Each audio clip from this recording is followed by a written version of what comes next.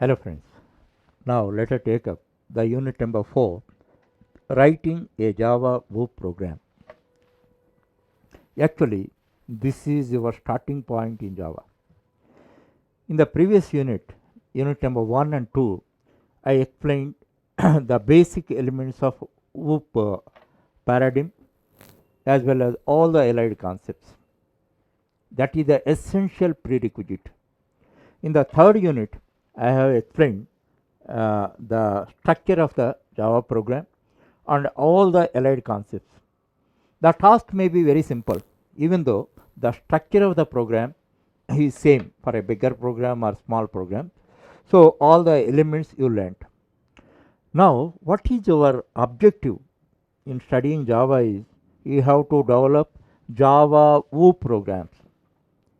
As I told you in the beginning, simply using Java code, it does not automatically become a web program. You must know the object oriented analysis. That means whenever a task is given to you, how you are thinking in C. In C, through function oriented analysis, you dissect it into subtask, subtask. Like that, you dissect it. Thereafter, you entrust each such subtask to a identifiable function. That is the model. That is called function oriented programming. In object oriented programming, whenever a task is given to you, you have to identify objects. That is really a challenging task, because here how you are thinking, how you are analyzing things in C are closer to real life. Because in real life, what you think of whenever you want to shift your house, you think of three types of specialists: packers, lifters, and movers. And if you have to construct your house, what to do? Which specialist? Already many times I told you: architect, engineer, mason, plumber, electrician, carpenter, etc. and all that. That is closer to real life. But this is somewhat different. Different.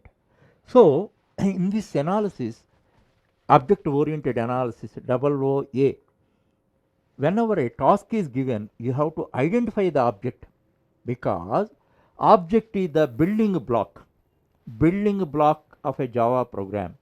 So for that purpose, lot of maturity is required. Suppose, simple example I am giving you, I don't want to give you abstract information. Suppose this is a building. In C, always you focus on which specialist you have to engage. In Java, it is totally different. What is that? Any building you take, it is composition of rooms. Do you agree with that? Any building you take, it is composition of rooms. So what is the object? What is the building block? Room. Room is the building block. This is the building. So how you can define? By composition of a set of rooms, a building is formed. In that way you have to think. For that purpose, again, if you come to room, again same specialist and all that are required. That is function orientation. That's why this is WOOP, this is FOP. FOP is the subset of WOOP. In order to understand this difference, little maturity, little working is very much required. Then only you understand. Simply by descriptions you may not understand that. You feel that you may understand that, after that you may get doubts. That's why you have to crystallize this concept. And then if you are perfect over object oriented analysis, that means in any programming task, if you are able to identify objects, that is the first step. It is like laying a foundation. So few more examples I give for your understanding. Suppose you take a class, you take a college. A college is a composition of classes. Do you agree with that? Any college you take, a college is a composition of classes. And you take a class.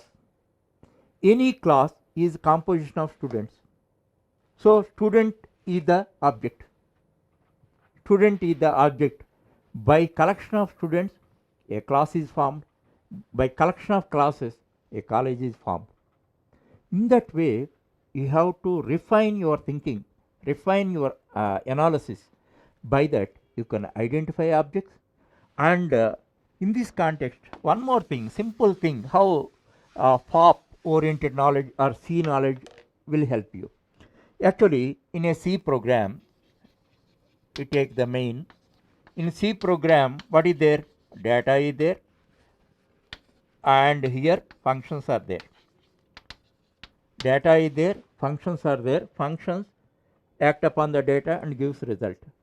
And in this, in object oriented analysis, we have to create an object. This is an object.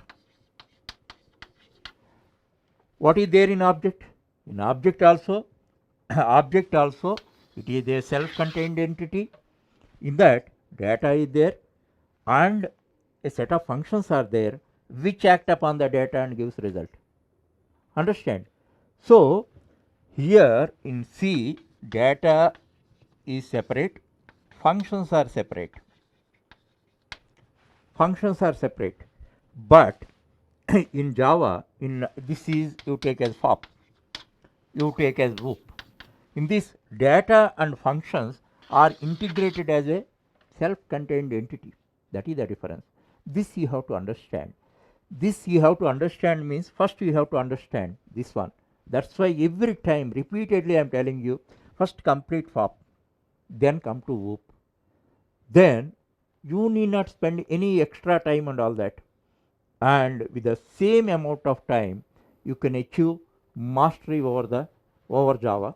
If you are really proficient over Java, you can choose your employer. Employment is not anybody's mercy. You can choose your employer. I am telling you, you trust me, by achieving perfect command over Java, you will have plenty of opportunities anywhere on the earth.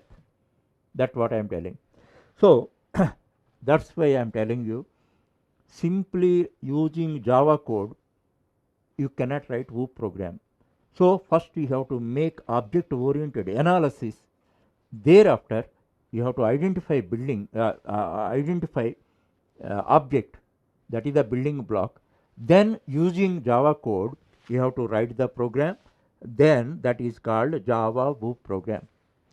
That concept we are understanding, all the relevant concepts we are understanding, we are learning in this unit. This is the crucial part of everything. So based on this only, whatever you learn in Java, this is the building block. This understanding is the building block for understanding all the concepts. That's why until you master every bit of concepts, you study this and work out all the programs. You should not have a trace of doubt also in this unit.